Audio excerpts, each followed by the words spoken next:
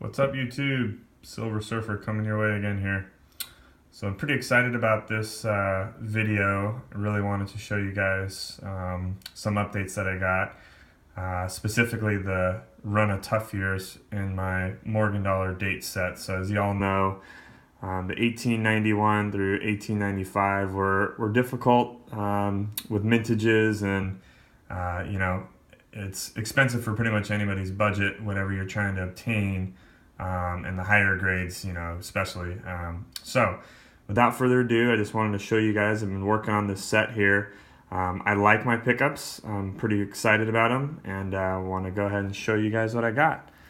So we're going to just move this out of the field here, and then we'll just start one by one.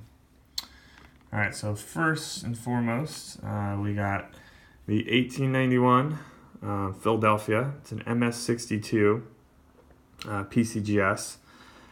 Pretty excited about this. The guy that I bought it from had two different, still two available, and the picture that he had listed on his eBay thing was not of this coin, so I was a little disappointed with the black smudge mark there. Nonetheless, I mean, it still is a mint state coin, but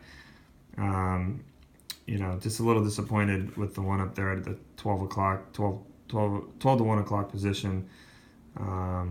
And then also by her nose right there, there's a little dot, but I mean, nonetheless, still a nice coin. Reasonable price for this year.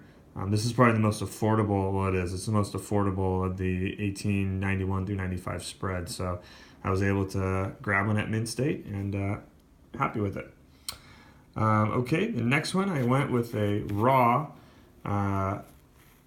Again, and I mentioned in my previous videos, I'm not really concerned about having raw or graded. As long as I feel the deal's right and the coin's good, then I'll go ahead and get whatever one's best suits for the price. But I saw this one here, this 1892, and it is a beauty as well. This is a New Orleans one. Again, this is a difficult year to attain at a reasonable price, but this is, I wanted to try and get at least an XF, which I think I feel like this is pretty much around XF, maybe XF40. Not much luster or anything of that nature, but still very good details on it. And so I think I did pretty well on this. Expensive coin, but nonetheless, it is an 1892. Okay, moving on. One of my favorite ones I got here. The 1893 Philadelphia. This is XF45, NGC graded. Let's zoom in here a little bit. So good detail still, and this one's very similar to that 92 I just showed you guys. That's why I was saying I think I'm right in the ballpark of the XF40 to 45 on it. But here we go. We'll take a nice little look at it. It's got a little black kind of mark there, the left side of her tail feathers.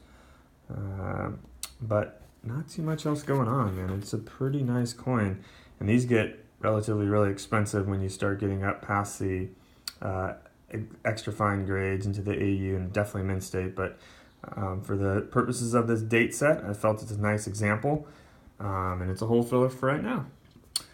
Next one I have is the 1894 O. Again, extra fine 45. This one's PCGS graded. It's one of the older model labels there. Got a really good deal on this also, and very similar to the 92 and 93 that I showed you guys. So happy with it. Flip here over in the reverse. I'd actually say this one's a little bit nicer on its reverse as opposed to the 93 that we just took a look at. But yeah, happy with this 1894. Again, a nice hole filler, and again, one that I wanted to kind of at least get to the extra fine range that I can afford. Moving on, we have the 1895. So this is a very difficult year. At least the 1893, you can grab a Philadelphia one for a reasonable price in the extra fine, higher grade than this. But in the 1895, all mint marks for that year were just tough to obtain anything really above a fine. This is already a few $100 coin. And when you start going up above this, it rapidly doubles and triples in price. So this is a nice example. It's a graded example. Oops, sorry for the shake there. But you know, it's a hole filler. Maybe one day eventually I'll upgrade it. That's kind of the goal of collecting, right? Get what you can, get a nice set completed, and then eventually move into something that's a little bit more nice.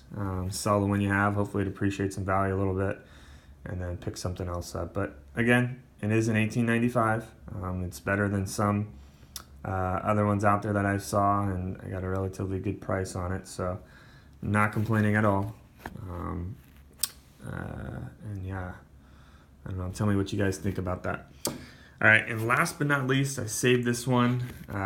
This is not a run of the Tough Years 1891 through 95, but this is one that I still needed for my date set. You can see it's a Philadelphia. We'll just start the reverse here, and I've labeled this one something kind of funny here. I call it Cyclops. And I'll show you guys that here in 1 second when I flip it over, but let's take a look at the reverse. Nice coin. And I'll flip it over for you guys there. And that's why I call her Cyclops. So take a look at that. That just has such rad toning in my mind. I absolutely love this coin. Online, you know, it looks great, and in hand it looks even better. It's got some neat bluish green hues right on her nose and right in front of it right there, and it's just interesting how that tone mark happened. And moreover, the coin itself is a beautiful coin. I mean, take a look at her cheek and the fields that are very important for grading purposes. I mean, there is nothing going on there. No contact marks, die cracks, bag marks, nothing. I don't see it looks really good to me. So I think this coin would grade relatively high. Might be one that I actually send into a grading company. I'm not sure, but anyhow, I'll leave you on that. I hope you guys enjoyed this video. I will be finishing up my date set here the next relatively quick. So I hope you guys stay tuned. Don't forget to like, comment, and subscribe if you haven't already. And I will finish up showing you the rest of it later on. Silver Surfer out.